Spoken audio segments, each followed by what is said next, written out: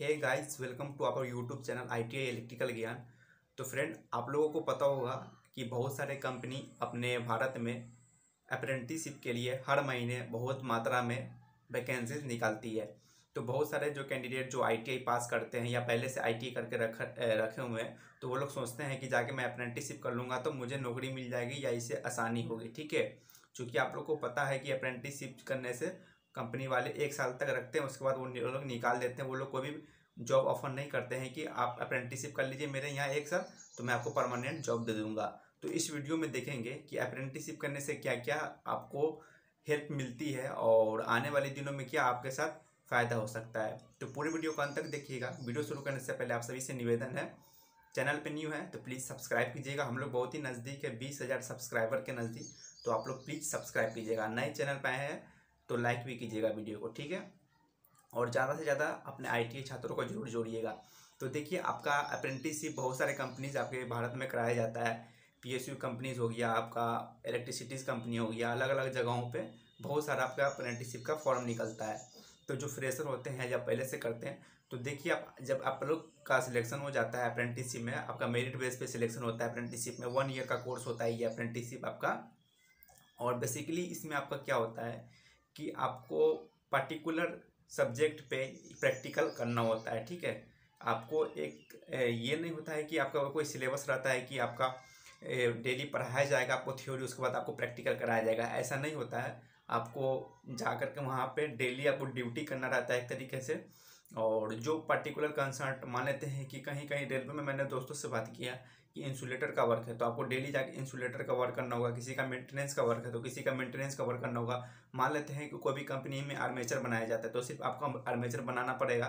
तो इस तरह आपको कोई भी एक पर्टिकुलर चीज़ वहाँ पे कराया जाता है प्रैक्टिकल के तौर पे। ठीक है, थ्योरी तो आपको उतना पढ़ाया नहीं जाएगा, प्रैक्टिकल ज़्यादा कराया जाएगा, वो भी पर्टिकुलर सब्जेक्ट पे। बहुत सारे जो CITS कॉलेज होते हैं वहाँ पे आपको पूरा सिलेबस कवर किया जाता है, लेकिन अप्रेंटिसशिप में ऐसा नहीं होता है। ठीक है, तो आप 1 साल तक आपको ये चीज़ करना होगा। तो इससे क्या होगा, आपको तो प्रैक्टिकल नॉलेज तो गेन होगा ही होगा, और थ्योरी पे तो उतना होगा, लेकिन आपका प्रैक्टिकल ज़्यादा मजबूत हो जाएगा। ठीक है, और इससे करने से आपका फ़ायदा ये होगा कि उस कंपनी से जहाँ से आप किए हैं, जहाँ पे परमानेंट अगर बहाली आती है तो वहाँ पे आपको वेटेज मिलेगा, और जब आपको बहाली में प्रेफरेंस मिलेगा, आप लोग वहाँ पे अगर सिलेक्शन होंगे तो जल्दी नौकरी मिल जाएगा। ठीक है, वहाँ पे मैं दूसरी बात करूँ इसका कि अप्रेंटिसशिप करने के बाद आपको 1 ईयर का 1 ईयर के बाद आपको एंट्रेंस एग्ज़ाम देना पड़ेगा, तो आपका सर्टिफिकेट मिल जाएगा NTC सर्टिफिकेट का।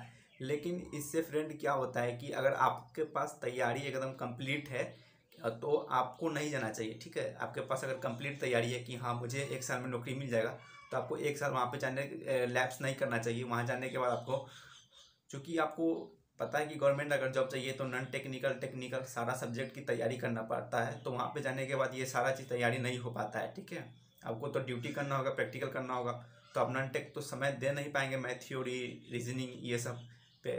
तो आपको फिर आके 1 साल पे कंपटीशन लाइन में आना होगा, तो क्या फ़ायदा रहेगा, कोई फ़ायदा नहीं रहेगा। तो यही है, अप्रेंटिसशिप करने से आपका एक तो होता है कि प्रैक्टिकल एक्सपीरियंस आ जाता है कि हाँ प्रैक्टिकल थोड़ा मोड़ा आ जाता है नॉलेज। ठीक है, दूसरी बात आपका ये रहा कि उस कंपनी में अगर वैकेंसी निकलती है तो आपका सिलेक्शन का अपॉर्चुनिटी ज़्यादा रहता है, क्योंकि उसमें वेटेज आपको मिल जाएगा। ठीक है, जो अप्रेंटिसशिप पहले से किए हुए रहते हैं उनके लिए। और तीसरी बात कि जहाँ पे भी अगर अप्रेंटिसशिप मांगा जाता है एक्सपीरियंस के रूप में, तो वहाँ पे आप लोग को प्रेफरेंस मिल सकता है। ठीक है, तो ये सारे अपॉर्चुनिटी रहती है अप्रेंटिसशिप जो करते हैं उनके लिए। लेकिन हाँ, इनका जो डिसएडवांटेज भी है इसका, आपको अगर सरकारी नौकरी चाहिए तो फिर आकर के आपको नॉन टेक तैयारी करना होगा। वहाँ जाने के बाद आपको बहुत सारा नॉलेज लैप्स हो जाएगा, लेकिन आपका प्रैक्टिकल नॉलेज तो गेन करेगा ही करेगा। लेकिन यही होता है कि अप्रेंटिसशिप करने से आपका एक कदम नौकरी की ओर आगे आप लोग बढ़ जाते हैं। ठीक है, तो मैंने यहाँ तक आप लोग को पूरा क्लियर कर चुका हूँ कि अप्रेंटिसशिप करने से अगर सरकारी नौकरी मिलता है या नहीं मिलता है। और मेरा जो ओपिनियन है, अगर आप लोग खाली बैठे हैं तो आपको करना जरूर चाहिए। अगर आपका अच्छे से तैयारी है तो आप जॉब पे फोकस कीजिए, कोई भी अच्छा जॉब है उस पर फोकस कीजिए। आपको अप्रेंटिसशिप अगर पहले की है, अगर फ्रेशर है तो कर सकते हैं, लेकिन अगर पुराने हैं, अगर पहले से तैयारी कर रहे हैं, तो ये सब चीज़ में भागना नहीं चाहिए। ठीक है, तो यहाँ तक मैंने अपना ओपिनियन भी दे दिया हूँ, और वीडियो अच्छा लगा होगा तो लाइक कीजिएगा, चैनल पे न्यू जरूर सब्सक्राइब कीजिएगा और घंटी को जरूर ऑल कर दीजिएगा, ठीक है। और जितना से जितना हो सके IT छात्रों को जोड़िए इस चैनल पे। तब तक के लिए दोस्तों धन्यवाद।